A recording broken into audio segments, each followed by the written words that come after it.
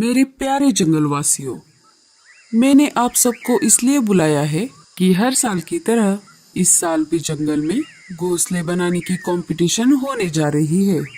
तो मैं आप सबको यह विनती करता हूँ कि सब पंछी ज्यादा से ज्यादा संख्या में इस प्रतियोगिता में हिस्सा ले। जो इसे जीत जाएगा उसे इनाम के तौर पर 10 अनाज की बोरियां दी जाएगी। आप सबको 10 दिन का समय दिया जाता है।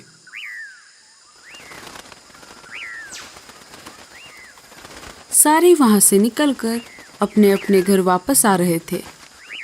तभी रास्ते में लाडो चिड़िया ने मीनू मौसी से पूछा, अरे मीनू मौसी, आप किस चीज से घोंसला बनाने वाली हो? वो क्या है ना लाडो, पिछले साल मैंने मिट्टी का इस्तेमाल करके घोंसला बनाया था, परंतु इस साल मैं गोबर से घोंसला बनाने वाली हूँ। मैं तो मोम से घोंसला बनाने वाली हूँ। और तुम लाडो? मैं लकड़ी से घोंसला बनाने वाली हूँ। हाँ लाडो, मैं भी। क्यों ना हम साथ मिलकर घोंसला बनाएं? हाँ, ये बहुत अच्छी आइडिया है। मीनू मौसी, आप भी हमारे साथ घोंसला बनाइए। उसकी कोई ज़रूरत नहीं है, मैं अकेले कर लूँगी। इधर कालू कौवा सोच में पड़ जाता है। अरे क्या सोच रहे हो? क्या आप कंपटीशन में हिस्सा नहीं लेना चाहते? अरे मैं यह सोच रहा था कि घोंसला बनाने में सबसे अच्छी और मजबूत चीज क्या है। अरे कलमुहे, तू मेरा गोबर चुराएगा? मेरा? चल भाग यहाँ से।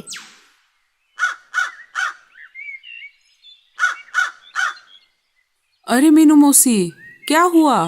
क्या बात है? देखो ना कालू, ये परदेसी पंछी मैंने जमा किया हुआ गोबर चुरा रहा था। ये बांस टूट गया पर उसका सिर नहीं टूटा। मीनू मौसी के ऐसा कहने पर कालू कौवे के दिमाग की बत्ती जल जाती है। क्यों ना मैं मेरा घोंसला बांस की लकड़ी से बनाऊं? ऐसा सोचकर कालू बांस की लकड़ी जमा करने लगता है। इधर लाडो चिड़िया और रानो चिड़िया ने मिलकर लकड़ी का आधा घोंसला बना लिया था। टूनी चिड़िया ने भी अपना मोम का घोंसला बना लिया। मीनू मौसी का गोबर का घर भी बनकर तैयार था, परंतु उसे सूखने में थोड़ा समय बाकी था। अरे, ये गोबर का घर सूखने का तो नाम ही नहीं ले रहा। कल तो कंपटीशन का आखिरी दिन है। कालू जी, हमारा बांस का घर तो बनकर तैयार है, फिर आप ये क्या बना रहे हो? अरे कुछ नहीं, थोड़ी बांस की लकड़ियां बच गई थी, इसलिए मैं जरूरत में काम आने वाली एक चीज बना रहा हूँ। दूसरे दिन राजा जी विजेता चुनने के लिए जंगल में आ गए और एक एक करके घरों की जांच करने लगे।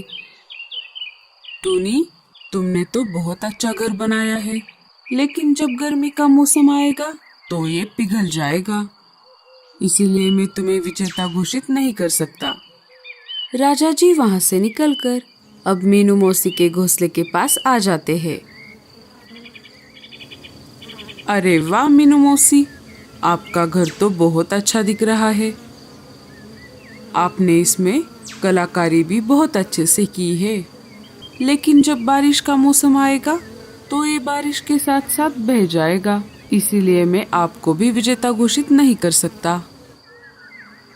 अरे, ये बात मेरे दिमाग में कैसे नहीं आई? राजा जी वहां से निकलकर कालू कौवे के बांस के घर के पास आ जाते हैं। कालू, तुमने घर तो बनाया है, लेकिन ये दिखने में इतना सुंदर नहीं है। अगर तुम इसे रंग कर अच्छा बना देते तो बात कुछ और थी, इसीलिए मैं तुम्हें भी विजेता नहीं बना सकता। ऐसा कहकर राजा जी वहां से निकल जाते हैं। अजी, ये क्या हो गया? हमने इतनी मेहनत से ये घर बनाया था, परंतु इसका कोई फायदा नहीं हुआ। अरे भगवान, जाने दो। कंपटीशन के बहाने हमने हमारा नया घर बना दिया और ये हमारे काम भी तो आएगा। राजा जी वहां से निकलकर लाडो और रानो ने मिलकर बनाए हुए लकड़ी के घर के पास आ जाते हैं। राजा जी को उन दोनों का लकड़ी का घर पसंद आ जाता है और वो उन दोनों को इनाम दे देते हैं। सब अपने अपने घरों में बैठे हुए थे। बहुत ज्यादा धूप पड़ने की वजह से टूनी चिड़िया का घर पिघल जाता है।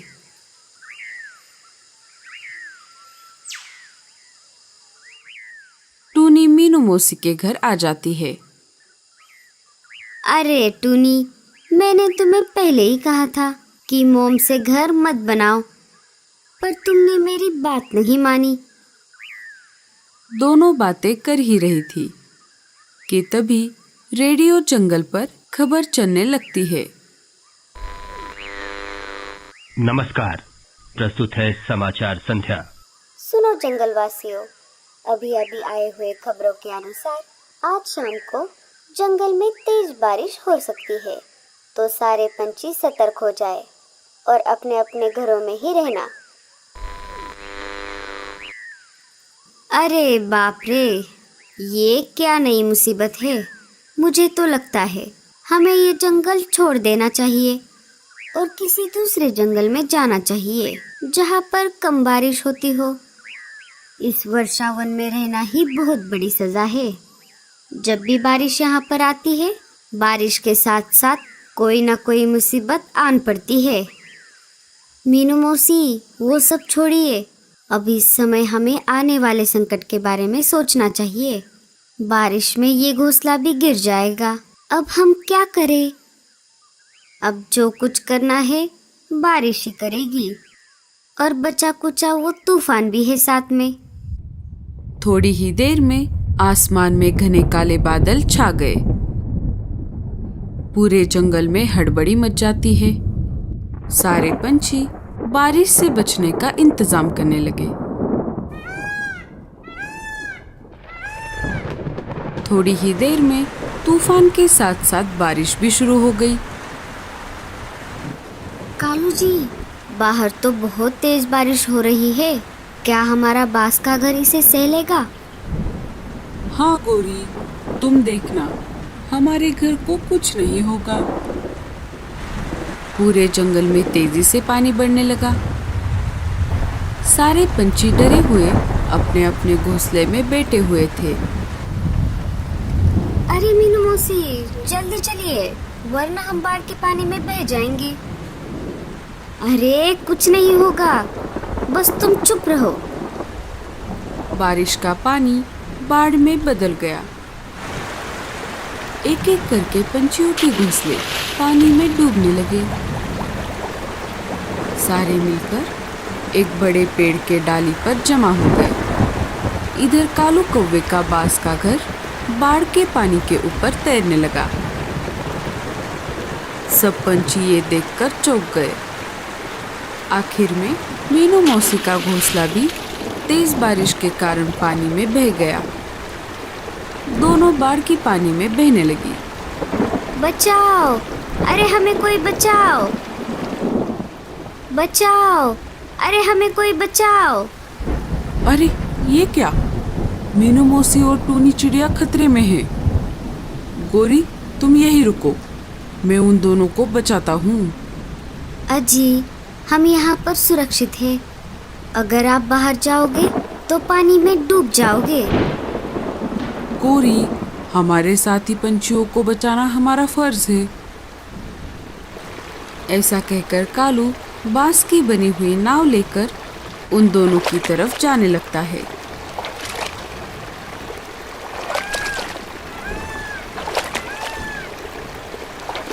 मीनू मौसी, टूनी, जल्दी से इस नाव में चढ़ जाओ। कालू कौवा उन दोनों को लेकर दूसरे पंछियों के पास आ जाता है। सारे बाढ़ का पानी कम होने का इंतजार कर रहे थे।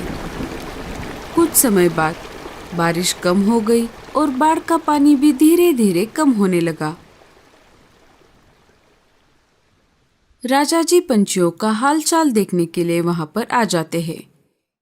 मीनू मौसी राजा जी को सारी घटी हुई घटना बता देती है।